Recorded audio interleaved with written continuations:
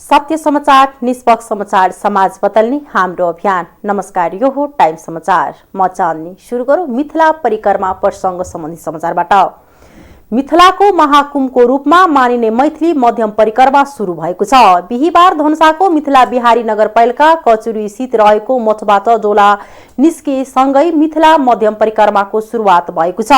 जनकपुर धाम स्थित अग्निकुण्डबाट किशोरीजी अर्थात् माता जानकीको डोला र मिथिला बिहारी अर्थात् भगवान रामको डोलासँगै 15 दिनसम्म मिथिलाका विभिन्न धार्मिक स्थलहरूको परिक्रमा गर्ने गरिन्छ। मिथिला महात्माका अनुसार मिथिलामा बृहत, मध्यममा र अन्तर्गृह गरी 3 वटा परिक्रमाको उल्लेख पाइन्छ। नेपालकै सबैभन्दा लामो दूरीको 15 दिने मिथिला मध्यमा परिक्रमाको क्रममा नेपाल र भारतको विभिन्न स्थानमा श्रद्धालुहरू पुग्ने छन्। बिहीबार कचुरीबाट निस्केको परिक्रमा यात्रीहरू साँझसम्म जनकपुर धामको हनुमान नगरमा पुगी विश्राम गर्नेछन्। फागुन शुक्ल औँसीको दिन कचुरीबाट निकालिएको डोला हनुमानगढीमा विश्राम गरेर शुक्रबार भारतको कल्याणेश्वर जानेछ।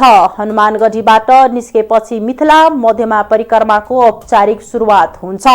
नेपालको धार्मिक ऐतिहासिक ठाउँहरूको 107 किलोमिटर र भारतको 26 किलोमिटर गरी जम्मा 133 किलोमिटर भूभागको यात्रा गर्नेछ, जसलाई मिथिला मध्यमा परिक्रमा भन्ने गरिन्छ। पछिल्लो 2 वर्षदेखि कोरोना भाइरसको कारण मिथिला मध्यमा परिक्रमा प्रभावित हुँदै आएको थियो। मिथिला मध्यमा परिक्रमा जनकपुर धामको हनुमानगढी, भारतको कल्याणेश्वर, गिरिजास्थान, महतरीको मटिहानी, जलेश्वर, मडै, ध्रुवकुण्ड, कञ्चनवन, धनुषाको पर्वता, धनुषाधाम, सतोखर र औरही पुग्नेछ। पुण्य भारतको करुणा, बिसौल लगायतका धार्मिक स्थल हुँदै 14औं दिनमा जनकपुर धाम पुग्नेछ। परिक्रमा महतरीको कञ्चनवनमा पुगेपछि मिथिलामा होलीको सुरुवात हुन्छ। गाँजासहित 1 युवक पक्राउ परेका छन्। पक्राउ पर्नेमा धनुषाको सबैला नगरपालिका वार्ड नम्बर 9 कुसमाहा सतोसर बस्ने 30 वर्षीय लालबाबु कापर रहेका छन्।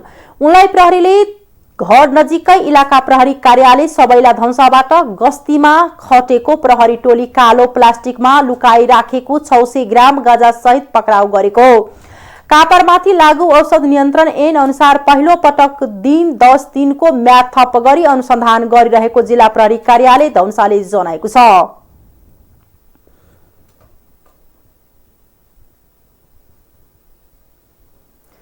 जग्गामा लगाएको प्रतिबन्धित गाँजा खेती प्रहरीले नष्ट गरेको छ।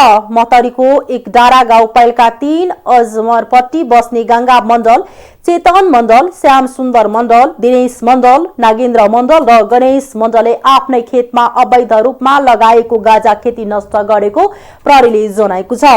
विशेष सूचनाको आधारमा जिल्ला प्रहरी कार्यालय महतरी तथा प्रहरी चौकी नैनीबाट गएको 11 जनाको संयुक्त प्रहरी टोलीले 8 कट्ठा जग्गामा लगाएको गाँजा नष्ट गरेको हो।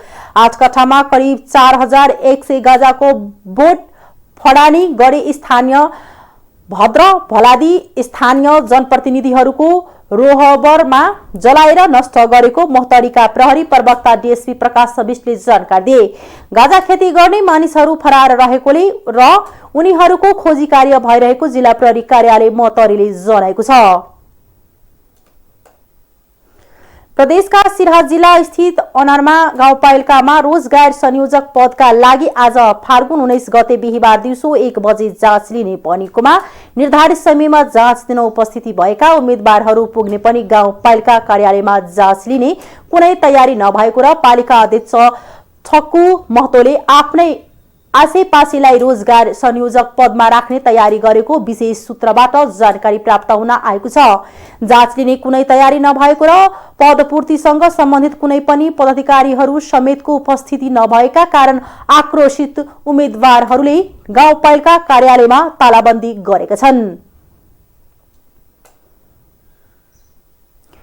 विश्व वन्यजन्तु दिवस विभिन्न कार्यक्रम गरी मनाइँदैछ। विश्वमा पाइने सबै जंगली जनावर र रुख बिरुवाका बारेमा सचेतना जगाउन अनि तिनको संरक्षणका लागि हरेक वर्ष मार्च 3 तारिखमा यो दिवस मनाउने गरिएको छ। पछिल्लो समय वन क्षेत्रमा अतिक्रमण बढ्दै गएको छ भने वन्यजन्तुको चोरी शिकार रोक्ने पनि चुनौती छ। यसले गर्दा वन्यजन्तु जोखिममा पर्न थालेका छन्। वन विनाशले वन्यजन्तुको वासस्थान सघाउदै गएको छ भने र आहाराको समेत अभाव हुन थालेको छ। आहाराको खोजीमा वन्यजन्तु मानव बस्तीमा प्रवेश गर्न थालेका छन्। यसले जनधनको क्षति बढाएको छ। वन्यजन्तुको संरक्षण भनेको मानवका दीर्घकालीन अवस्थितिको मुख्य आधार हो, तर यसलाई नबुझ्दा मानव र वन्यजन्तु बीचको द्वन्द्व बढ्दो छ। नेपालमा दुर्लभ प्रजातिका धेरै जीवजन्तुको वास छ, तर मानव अतिक्रमण र वासस्थान विनाशले तिनको अस्तित्व लोप हुने हो कि भने खतरा पनि छ। तिनको संरक्षण निमित्त पनि समाजमा जनचेतना जगाउनु जरुरी रहेको बिगले बताएका छन्। मन्त्री ज्ञानेन्द्र बहादुर कार्कीले एमसीसी परियोजनालाई 5 वर्षभित्रैमा सक्ने सरकारको लक्ष्य रहेको बताउनु भएको छ। आज बिहिबार प्रधानमन्त्री निवास बालुवाटारमा भएको सत्तासीन 4 दलको बैठकपछि सञ्चारकर्मीहरूसँग बोल्दै मन्त्री कार्कीले यस्तो बताउनु भएको हो। उहाँले 5 वर्षभित्रमा झण्डै 315 मिटर प्रसारण लाइन र अन्तर्राष्ट्रिय स्तरको सडक निर्माण गर्ने लक्ष्य पूरा गरेर देशको गरिबी निवारण र देशलाई दिगो आर्थिक विकासलाई अघि बढाउनतर्फ सरकार रहेको बताउनुभयो। उहाँले एमसीसी पास गर्न सहयोग गर्ने राजनीतिक दलहरूले अब एमसीसी समयमै सक्नका लागि पनि एकजुट भएर सहयोग गर्ने आग्रह गर्नुभयो। मन्त्री कार्कीले संसदको अवरोध हटाउन प्रमुख प्रतिपक्ष दल नेकपा एमालेसँग आग्रह गर्ने बताउनुभयो। उहाँले आजको बैठक अबको विकसित राजनीतिक परिस्थितिको बारेमा सरकारको भूमिका र संसद अवरोधका बारेमा छलफल केन्द्रित भएको बताउनुभयो। मन्त्री कार्कीले बैठकमा नागरिक विधेयक, हवाई उड्डान जस्ता विधेयकहरूको बारेमा पनि छलफल भएको जानकारी दिनुभयो। त्यस्तै आजको बैठकमा आउँदो आर्थिक वर्षको बजेटका विषयमा पनि छलफल भएको उहाँले बताउनुभयो। मन्त्री कार्कीले यो गठबन्धन देशमा सुशासन, स्थायित्व र विकासका लागि बनेकाले अझै अघि बढ्ने बताउनुभयो। उहाँले एमसीसी पास भएपछि अन्तर्राष्ट्रिय जगतमा नेपालको विश्वसनीयता बढेको भन्दै एमसीसीबाट जनतालाई रोजगार बनाउने बताउनुभयो। आपतकालीन महासभामा नेपालले रुसले युक्रेनमा गरेको आक्रमणको निन्दा प्रस्तावको पक्षमा मतदान गरेको छ। राष्ट्रिय संघ महासभामा भएको मतदानमा नेपाल अमेरिका सहित 141 सदस्यीय देशले युक्रेनमाथि भएको आक्रमणको विरोधमा मत दिएका हुन्। तर चीन र भारत सहित 35 देश भने मतदानमा तटस्थ बसेका छन्। सिरिया, उत्तर कोरिया सहित 5 देशले पक्षमा मत गरेका छन्। न्युयोर्कमा रहेको संयुक्त राष्ट्रिय संघको मुख्यालयमा गए राति मतदान भएको थियो। संयुक्त राष्ट्रिय संघमा 193 सदस्यीय देश छन्। प्रस्तावमा राष्ट्रिय संघको बडापत्रको धारा 2-4 को उल्लङ्घन गर्दै युक्रेन विरुद्ध रुसी संघले गरेको आक्रमणको कडा शब्दमा निन्दा गर्दछ भने उल्लेख छ। रुस युक्रेन युद्ध तथा शान्ति वार्ताको पहल भइरहेको बेला महासभामा मतदान भएको थियो। युक्रेनमाथि रुसी हस्तक्षेप तत्काल बन्द गरेर युद्ध रोक्न तथा सेना फिर्ता गर्ने सम्बन्धित पक्ष र विपक्षमा मतदान भएको हो। यसअघि राष्ट्रिय संघीय मानवाधिकार परिषदमा पनि नेपालले युक्रेनको पक्षमा मतदान गरेको थियो। परिषदमा 47 देश सदस्य छन्। केन्द्रका अध्यक्ष पुष्पकमल दाहाल प्रचण्डले पार्टीका असन्तुष्ट नेता नारायण काजी श्रेष्ठसँग भेटवार्ता गर्नुभएको छ। बिहान आफ्नै निवास खुम्लाटार बोलाएर उहाँले आफ्नो असन्तुष्ट पार्टीको बैठकमा राख्न र पार्टी नछोड्न आग्रह गर्नुभएको हो। एमसीसी सम्झौता पास भइसकेपछि गएको सोमबार नेता श्रेष्ठले यस विरुद्ध सार्वजनिक रूपमा बोलेको भन्दै प्रचण्डले असन्तुष्टि जनाउनु भएको थियो। श्रेष्ठले पार्टी छाडेर जान सक्ने संकेत समेत गर्नुभएको थियो। तर त्यसपछि फेरि प्रचण्डले आफू बहकिएको भन्दै पार्टी नछोड्न श्रेष्ठलाई आग्रह गर्नुभएको थियो। उहाँले भोलिदेखि सुरु हुने केन्द्रीय समिति बैठकमा आफ्नो असन्तुष्ट राख्न श्रेष्ठलाई आग्रह गर्दै आउनु भएको छ। आर्थिक समाचार।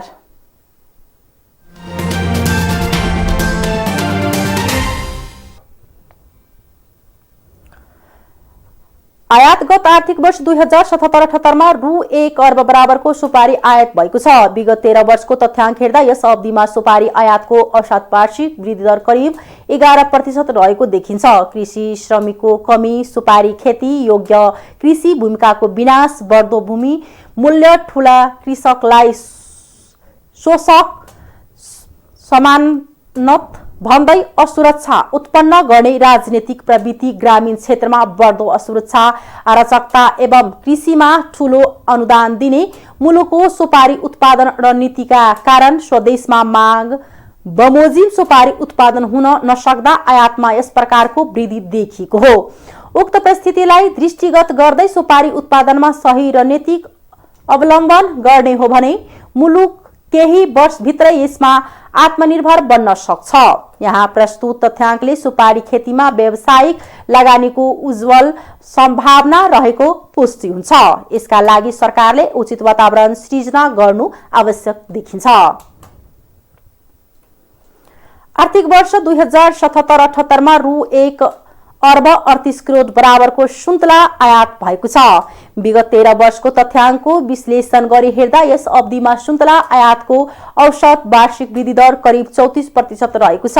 कृषि श्रमिकका कमी, सुन्तला खेती योग्य कृषि भूमिकाको विनाश, बढ्दो भूमि मूल्य, ठूला कृषकलाई शोषक समान्त भन्दै असुरक्षा उत्पन्न गर्ने राजनीतिक प्रवृत्ति, ग्रामीण क्षेत्रमा बढ्दो असुरक्षा, अराजकता एवं कृषिमा ठूलो अनुदानयुक्त मुलुकको सुन्तला उत्पादन रणनीतिका कारण स्वदेशमा माग बमोजिम सुन्तला उत्पादन हुन नसक्दा आयातमा यस प्रकारको वृद्धि देखिएको हो। उक्त परिस्थितिलाई दृष्टिगत गर्दै सुन्तला उत्पादनमा सही रणनीति अवलम्बन गर्ने हो भने मुलुक केही वर्षभित्रै यसमा आत्मनिर्भर हुने निश्चित छ। यहाँ प्रस्तुत तथ्याङ्कले सुन्तला खेतीमा व्यावसायिक लगानीको उज्जवल सम्भावना रहेको पुष्टि हुन्छ। यसका लागि सरकारले उचित वातावरण सृजना गर्नु आवश्यक देखिन्छ। आर्थिक वर्ष 2077-78 मा रु 7 अर्ब 5 करोड बराबरको स्याउ आयात भएको छ। विगत 13 वर्षको तथ्याङ्क हेर्दा यस अवधिमा स्याउ आयातको औसत वार्षिक वृद्धि दर करिब 35% रहेको देखिन्छ। कृषि श्रमिकको कमी, स्याउ खेती योग्य कृषि भूमिको विनाश, बढ्दो भूमि मूल्य, ठूला कृषकलाई शोषक समान्त बढ्दै असुरक्षा उत्पन्न गर्ने राजनीतिक प्रवृत्ति, ग्रामीण क्षेत्रमा बढ्दो असुरक्षा, अराजकता एवं कृषिमा ठूलो अनुदानयुक्त मुलुकहरूको स्याउ उत्पादन रणनीतिका कारण स्वदेशमा माग बमोजिम स्याउ उत्पन्न हुन नसक्दा आयातमा यस प्रकारको वृद्धि देखिएको हो। उक्त परिस्थितिलाई दृष्टिगत गर्दै सही रणनीति अवलम्बन गर्ने हो भने मुलुक केही वर्षभित्रै स्याउमा आत्मनिर्भर हुने निश्चित छ। यहाँ प्रस्तुत तथ्याङ्कले स्याउ खेतीमा व्यावसायिक लगानीको उज्जवल सम्भावना रहेको पुष्टि हुन्छ। यसका लागि सरकारले उचित वातावरण सृजना गर्नु आवश्यक देखिन्छ।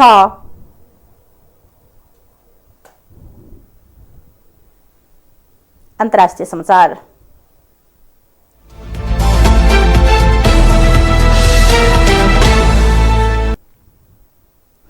युक्रेन युद्धका कारण 10 लाख मानिसले युक्रेन छाडेका संयुक्त राष्ट्र संघले जनाएको छ।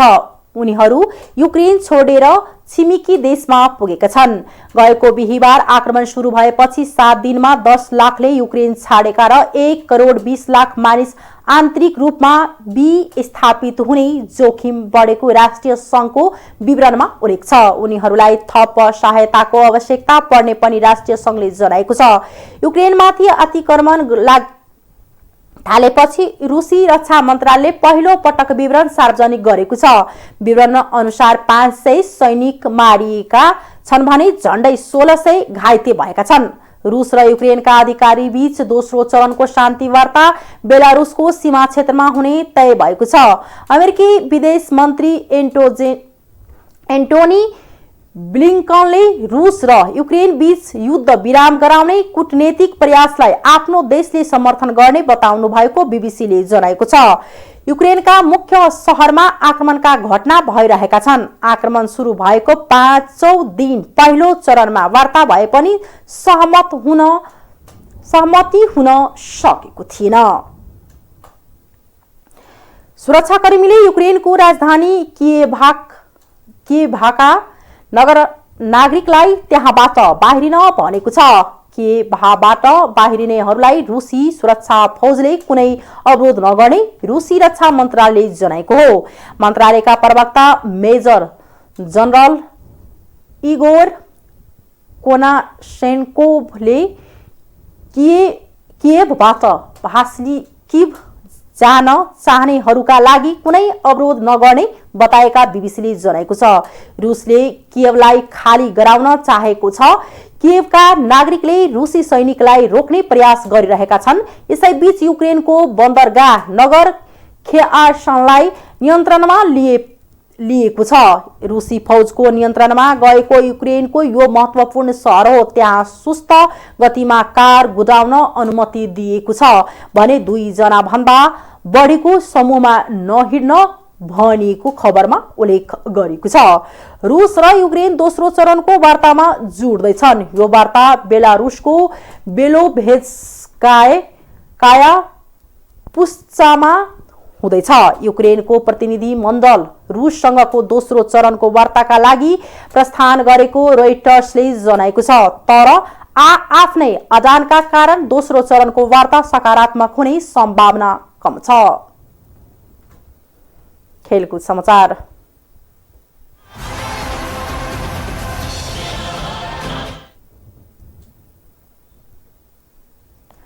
सर्वाधिक राशिको खपतड गोल्ड कप फुटबल आजदेखि सुरु हुँदैछ। उद्घाटन खेलमा आज मनाङ मस्याङदी क्लब र भारतको दिल्ली फुटबल क्लब खेल्दैछन्। खेल दिउँसो 2 बजी धनगढी रङशालामा सुरु भएको छ। प्रतियोगितामा 10 टिमको सहभागिता रहेको छ। आयोजक सुदूरपश्चिम 11 सहित Manang, Delhi, Himalayan Sherpa club, NJJYC football club, क्यामेरुनको एभिनिर football club, friends club, Bagmati youth club, New Road team र मच्छिन्द्र फुटबल क्लब रहेका छन्। आयोजक सुदूरपश्चिम 11 स्टफ्स क्लब धनगढीले हिजो पत्रकार सम्मेलन गरी ट्रफी सार्वजनिक गरेको छ। प्रतियोगिताको विजेताले 21 लाख रुपैयाँ र विजेता टोलीले 10 लाख रुपैयाँ प्राप्त गर्नेछन्। हस्ता अहिलेको लागि टाइम समाचार यति नै। हेर्दै गर्नुहोला टाइम्स टेलिभिजन। नमस्कार।